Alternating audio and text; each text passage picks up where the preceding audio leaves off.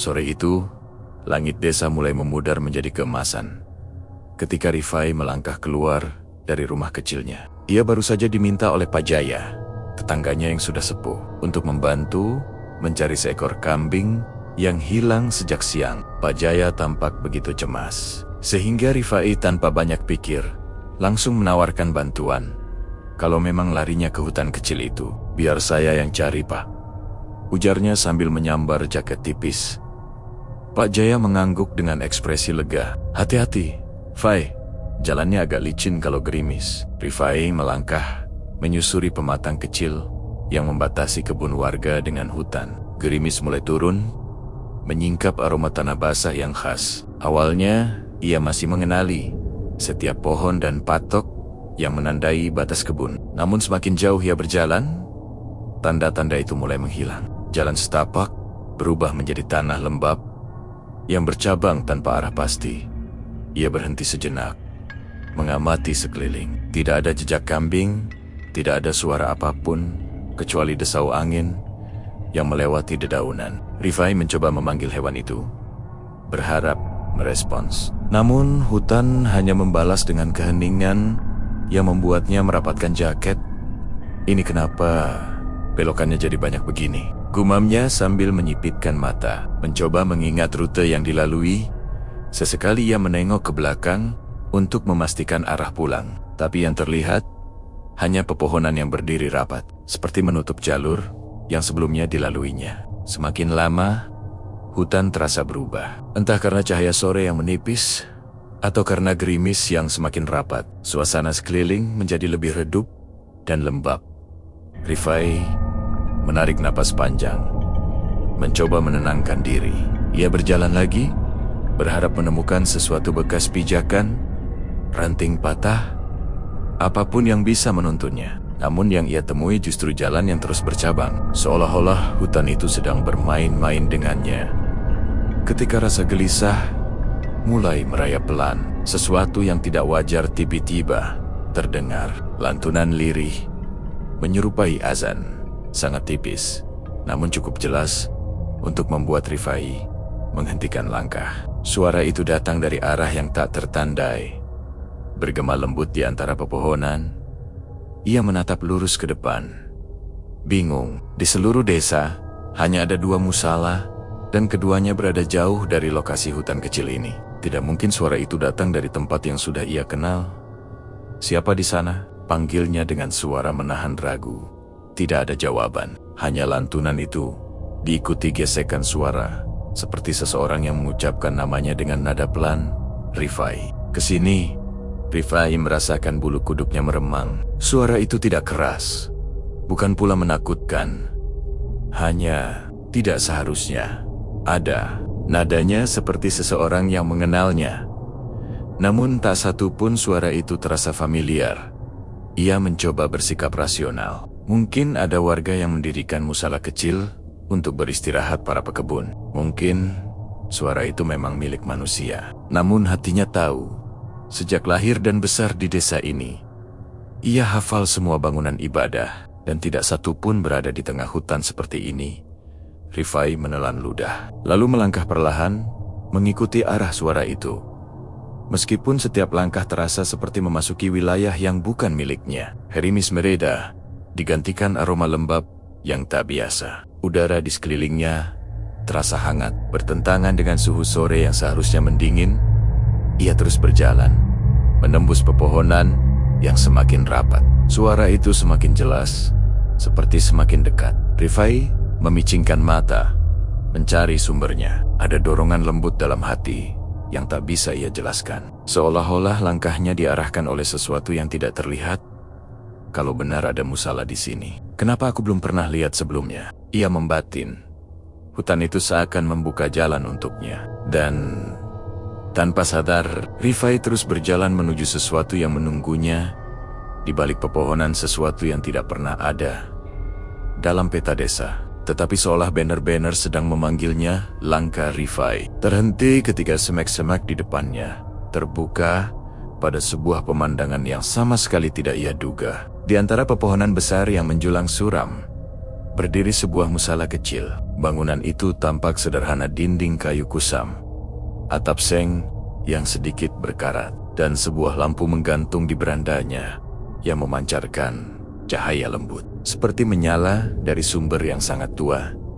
Rifai memandangi bangunan itu lama, mencoba menautkan ingatannya pada peta desa, pada cerita-cerita lama, pada apapun yang mungkin menjelaskan keberadaan musala di tengah hutan. Namun, pikirannya kosong. Ia benar-benar tidak pernah mendengar siapapun menyebutnya. Musala, sejak kapan ada di sini? Gumamnya. Ia maju 2 langkah, lalu berhenti lagi. Musala itu terlihat bersih, meski berada jauh dari pemukiman. Tikarnya tampak rapi, lantainya terlihat seperti baru disapu, dan pintunya sedikit terbuka seolah menunggu seseorang datang. Ada kesan seakan bangunan itu hidup, bernapas, dan sengaja menampakkan diri. "Assalamualaikum," panggil Rifai pelan. Tidak ada jawaban, hanya pintu yang agak berayun pelan, namun bukan karena angin. Seperti ada seseorang yang baru saja masuk beberapa detik sebelum ia tiba. Rifai menegakkan tubuh. Meski ada rasa ragu, ia teringat waktu maghrib yang hampir habis. Kebiasaan sejak kecil membuatnya merasa gelisah jika melewatkan sholat. Mungkin musala ini memang dibuat untuk keperluan warga yang sedang bekerja di ladang atau berburu. Ia mencoba menenangkan diri dengan logika itu. Ia melangkah ke tangga kecil musala. Setiap langkah terasa ringan, tetapi juga membuat jantungnya berdebar. Begitu memasuki ruangan, Rifai berhenti lagi. Ada 3 sosok duduk di saf paling depan. Mereka duduk diam, punggung menghadap ke arahnya. Tidak bergerak sedikit pun. Rifai menelan ludah. Ia tidak mengenali siapapun dari bentuk tubuhnya. Namun bukan itu yang membuatnya bergidik, melainkan cara mereka duduk yang terlalu tegak. Seakan tubuh mereka digambar dengan penggaris, tanpa sedikit pun lentur. "Maaf, saya ikut di belakang ya," ucap Rifai dengan nada sopan. Tidak ada respons, tidak ada anggukan, tidak ada gerakan kecil. Ketiga sosok itu tetap menghadap kiblat, diam seperti patung kayu. Rifai merunduk dan berjalan ke saf kedua. Ia meletakkan tasnya dan bersiap mengambil air wudhu. Namun, ketika menoleh ke arah sudut musala, ia tidak menemukan tempat wudhu. Tidak ada baskom, tidak ada ember, bahkan tidak ada pancuran kecil. Namun, anehnya, musala itu tidak berbau tanah atau lembab, seperti bangunan yang sering tertutup. Ia menatap kedua tangannya yang kotor oleh tanah dan dedaunan. Heran, ia perlahan merasakan dingin pada ujung jari seolah baru saja membasuhnya dengan air. Padahal, ia belum menyentuh apapun. "Aneh amat," bisiknya. Ia kembali ke tempatnya dan melihat ketiga sosok itu lagi. Ada sesuatu pada mereka yang sulit dijelaskan. Wujud mereka nyata, tetapi bukan seperti manusia yang biasa ia temui. Punggung mereka terlihat samar, seolah diselimuti kabut tipis yang bergoyang sangat perlahan. Meski hatinya mulai tak nyaman, Rifai tetap melangkah ke tempatnya. Kewajiban, tetap kewajiban. Ia menghela napas, berdiri, dan menatap kiblat.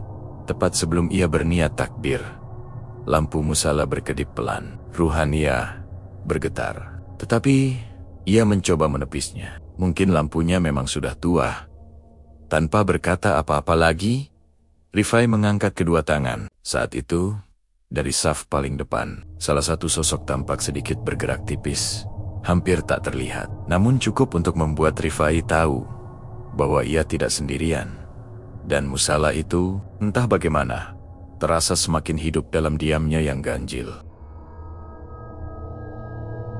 Rifai berdiri di saf kedua, mencoba mengatur napas sambil menatap garis kiblat di dinding kayu yang pucat warnanya. Ia berusaha menenangkan diri, meyakinkan bahwa semuanya baik-baik saja. Meski suasana musala itu terasa ganjil, ia tetap berniat menyelesaikan sholat. Namun, dari sudut matanya, ia melihat sesuatu yang membuat bulu kuduknya meremang. Ketiga sosok di saf depan masih tidak bergerak sedikit pun. Mereka duduk dengan punggung tegak, kepala lurus menghadap dinding kiblat, tanpa goyangan napas atau gerakan kecil seperti manusia pada umumnya. Seolah waktu di sekitar mereka berhenti, Rifai menelan ludah, lalu menundukkan kepala untuk memulai sholat. Tapi detik ia hampir takbir, sosok yang duduk paling tengah pelen-pelen berdiri. Gerakannya tidak wajar, terlalu ringan, terlalu halus, seakan tubuh itu tidak memiliki berat. Rifai mendongak sedikit, memandangi punggung sosok itu dengan mata yang membesar perlahan. Ia mencoba mencari suara kaki menyentuh lantai, tetapi tidak ada. Ketika Rifai melihat lebih teliti, jarak kecil antara lantai dan kaki, sosok itu terlihat jelas. Kakinya tidak benar-benar menjejak papan kayu. Ia berdiri seolah melayang setipis bayangan. Rifai mundur setengah langkah tanpa sadar. Namun ia buru-buru kembali berdiri tegak, takut membuat gerakan yang dianggap tidak sopan. Sosok itu, yang tampaknya akan menjadi imam, bergerak ke depan. Dan dua sosok lainnya ikut berdiri mengikuti masih dengan cara yang sama ganjilnya. Tanpa mengucapkan sepatah kata pun, imam itu mengangkat kedua tangannya seperti hendak memulai sholat. Rifai terpaku. Ia tak bisa melihat wajah imam karena punggungnya menghadap ke arahnya. Tetapi ada sesuatu yang tak beres. Bentuk kepalanya sedikit condong ke arah yang tidak lazim, seperti menatap sesuatu yang lebih tinggi dari pandangan manusia kebanyakan. Bismillah, bisik Rifai hampir tanpa suara. Ia pun ikut mengangkat tangan. Begitu ia mulai melaksanakan gerakan pertama, Rifai merasakan sesuatu yang membuat tengkuknya dingin. Gerakan para jamaah di depan selalu sedikit lebih cepat, seperti mendahuluinya dalam setiap rakaat. Saat Rifai membungkuk, mereka sudah lebih rendah. Saat ia suhud, mereka sudah lebih dahulu menyentuh atau mungkin mendekati lantai. Namun yang paling membuat Rifai tak bisa menelan rasa takutnya adalah napas mereka. Bukan napas berat atau terengah, melainkan napas yang terlalu teratur, terlalu panjang, seakan tidak dihasilkan oleh paru-paru manusia. Pada rakaat kedua, imam mengangkat tangannya lagi. Rifai mengikutinya, tapi ia melihat sesuatu dari sudut mata pundak imam tampak sedikit bergetar. Bukan seperti getaran tubuh manusia, melainkan seperti bayangan yang tersentuh angin yang tidak ada. Maaf, lirih Rifai pada dirinya sendiri. Tidak yakin apakah ia masih bisa melanjutkan.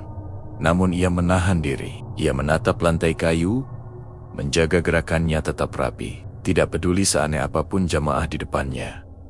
Ia mencoba mengabaikannya. Tapi itu tidak mudah. Setiap kali ia mengangkat kepala, ia melihat punggung itu masih terlalu tegak, terlalu kaku, terlalu tidak hidup. Ketika memasuki sujud terakhir, Rifai merasa sesuatu yang lebih lembut, namun sangat jelas. Seakan ada tatapan dari arah saf depan yang bukan berasal dari mata manusia. Ia ingin menoleh, ingin memastikan dirinya tidak dikelilingi sesuatu yang berbahaya. Tetapi ada bagian dari dirinya yang menahan keras. Jangan menoleh. Saat duduk tahiyat akhir, bahunya terasa sedikit berat, seperti ada sesuatu yang berdiri sangat dekat.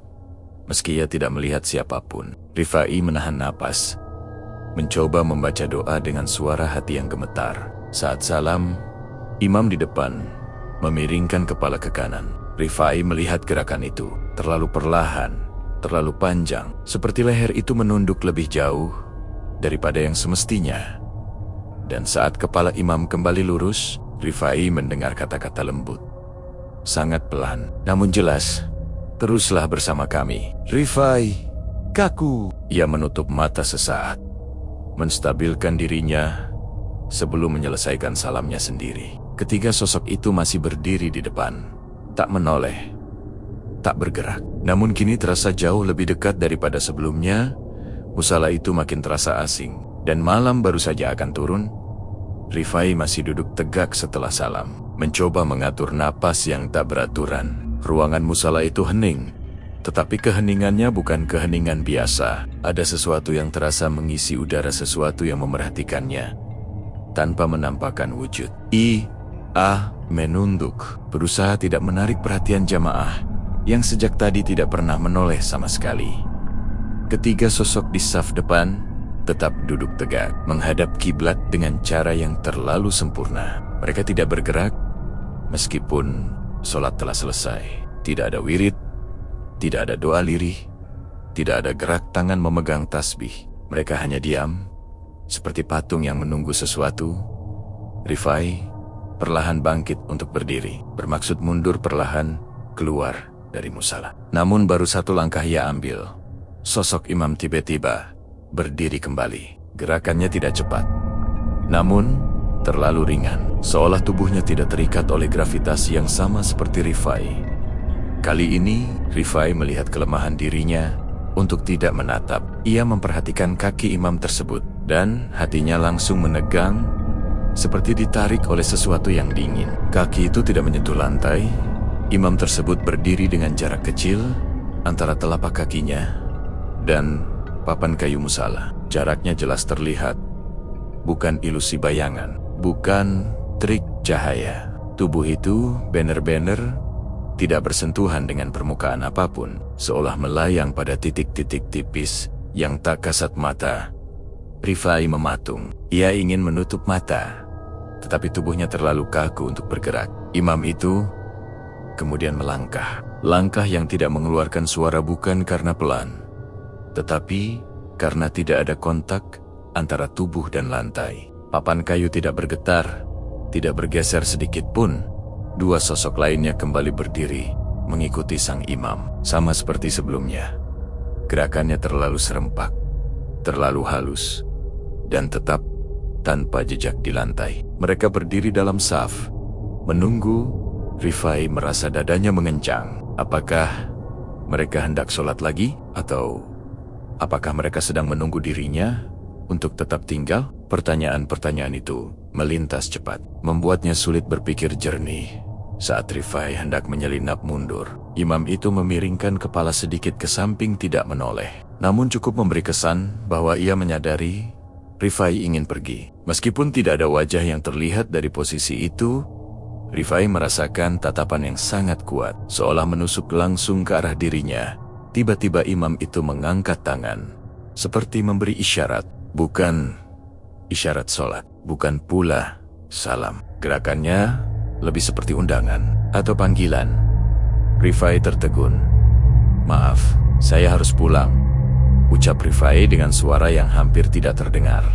Imam itu berhenti bergerak. Tubuhnya tetap tegak, tetap melayang, tetap menatap ke arah kiblat. Namun, nuansa udara di sekitar mereka berubah lebih berat, lebih padat, seolah musala ini menutup pintu bagi siapapun yang ingin keluar sebelum waktunya. Rifai memberanikan diri memundurkan satu langkah lagi. Namun, ketika ia melakukannya, ia merasakan sesuatu. Lantai di bawahnya terasa sedikit dingin, seperti disentuh oleh sesuatu yang tidak kasat mata. Ia mengangkat tumit, mencoba meyakinkan diri bahwa itu hanya perasaannya. Tapi rasa itu tetap ada. Menahan langkahnya dengan cara yang tidak logis, sosok imam masih berdiri diam. Tetapi Rifai merasa jika ia berbalik terlalu cepat, sesuatu mungkin akan bergerak mengikuti. Ia lalu menundukkan kepala, mencoba mengumpulkan keberanian. Perlahan, dengan langkah terkendali, ia mundur sedikit demi sedikit, tetap menatap lantai agar tidak melihat apapun di depan. Setelah beberapa langkah, ia mengangkat wajah dan melihat ke arah pintu. Cahaya di ambang pintu itu tampak lebih redup dibanding sebelumnya. Seolah musala sedang mengatur pencahayaannya sendiri, Rifai menelan ludah. Ia tahu satu hal, ia harus keluar sebelum malam sepenuhnya turun. Tapi sebelum ia mencapai pintu, suara halus dari belakang membuat tubuhnya menegang. "Jangan terburu-buru." Rifai berhenti. Kata-kata itu sederhana, lembut, bahkan tidak mengandung ancaman, tetapi terasa seperti jaring halus yang menempel pada lehernya. Ia memejam mata sebentar, mengumpulkan sisa keberanian yang ia punya.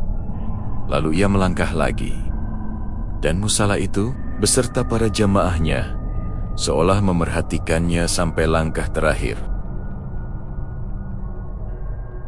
Rifai berdiri dengan tubuh kaku. Ia belum mampu sepenuhnya bernapas. setelah melihat kenyataan bahwa imam yang memimpin sholat tadi tidak pernah benar-benar menyentuh lantai. Bayangan imam itu masih melekat di ingatannya mengambang beberapa jari di atas tanah. Gerakannya tenang, namun tidak wajar bagi manusia. Hening menggantung begitu lama, sampai Rifai memutuskan untuk melangkah mundur sedikit. Namun sebelum kakinya benar-benar menjauh, sesuatu terjadi. Cahaya di dalam musala mulai berkedip pelan. Bukan padam, tetapi seperti tersedot oleh sesuatu yang tak terlihat. Rifai menelan ludah. "Kenapa lampunya?" gumamnya lirih. Suaranya hampir tak terdengar.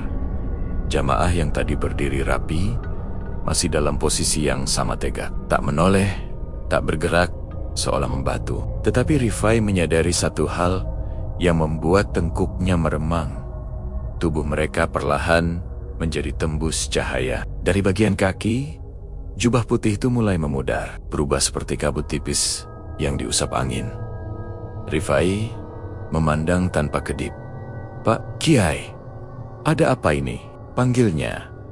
Meski ia tahu tidak akan ada jawaban, para jamaah itu makin cepat memudar. Sekujur tubuh mereka hilang dari bawah ke atas, sampai hanya kepola tanpa wajah yang tersisa. Dan kepala-kepala itu pun kemudian menghilang seperti asap yang larut dalam udara malam. Kini tinggal sang imam. Tubuhnya yang tidak menjejak tanah masih menghadap kiblat di ujung musala.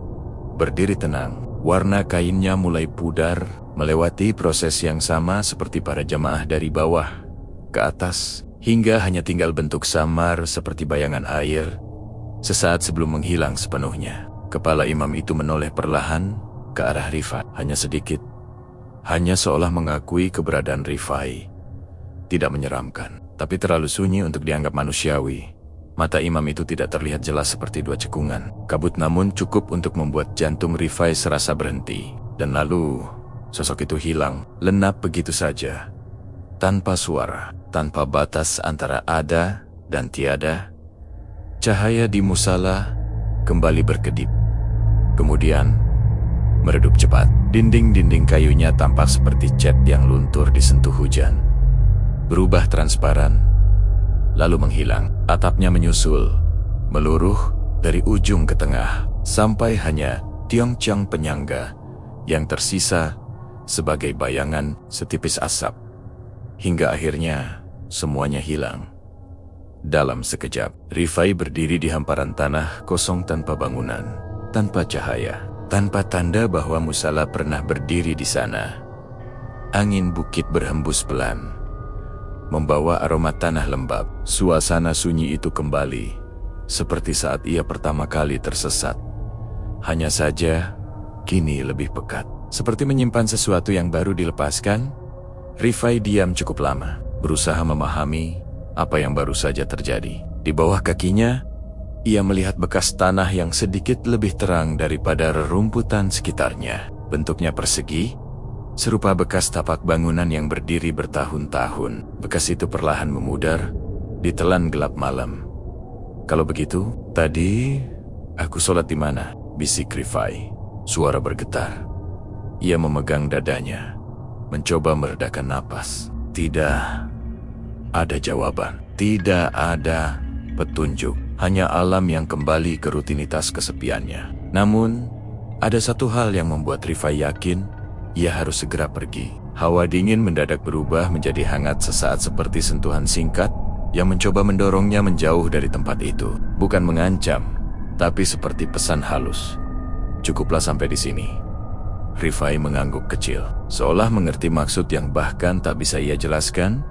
Ia pun melangkah pergi, meninggalkan tanah kosong yang semula adalah musala gaib tersebut. Langkahnya pelan, namun mantap, sementara bayangan pepohonan di belakangnya tampak kembali menutup area itu, seolah menjaga rahasianya.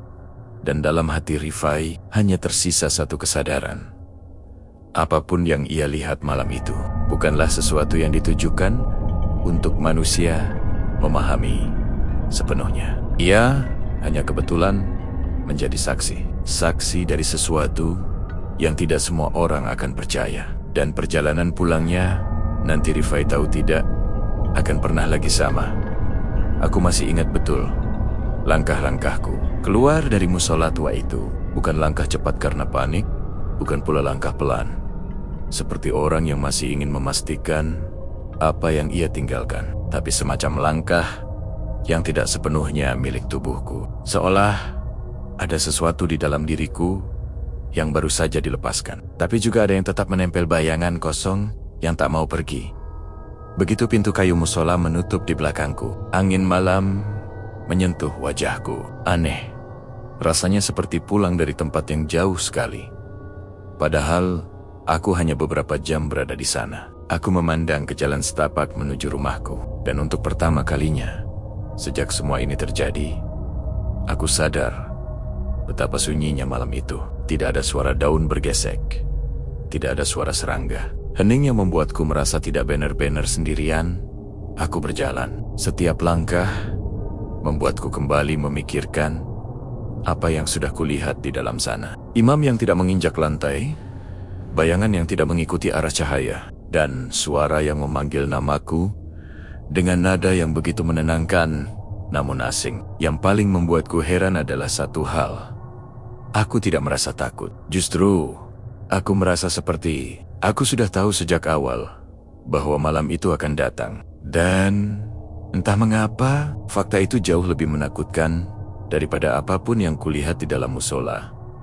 Ketika rumahku akhirnya tampak, lampu teras yang kupasang beberapa minggu lalu terlihat berkedip pelan. Aku berdiri di depannya, memandang pintu yang sudah terlalu akrab denganku. Saat aku memutar gagangnya, pintu itu terbuka perlahan. Tidak ada siapa-siapa di dalam, tapi udara di rumahku terasa berbeda, lebih berat, lebih padat, seolah ada seseorang yang baru saja meninggalkan tempat duduknya dan meninggalkan jejak hangat yang tidak terlihat. Aku masuk. Kurebahkan tubuhku di kursi kayu di ruang tengah, mencoba memahami semuanya. Sampai akhirnya aku sadar bahwa apapun alasan aku dipanggil malam itu, jawabannya tidak akan pernah datang dalam bentuk yang mudah. Kadang dunia tidak memberi penjelasan. Kadang manusia hanya diminta untuk melihat dan menerima. Beberapa hari setelah kejadian itu, musola tua tersebut kabarnya kembali sepi. Tidak ada lagi cahaya di dalamnya. Tidak ada suara imam yang melantunkan doa panjang setelah Isya. Qasim sempat bertanya kepadaku, "Kau lihat apa waktu itu?"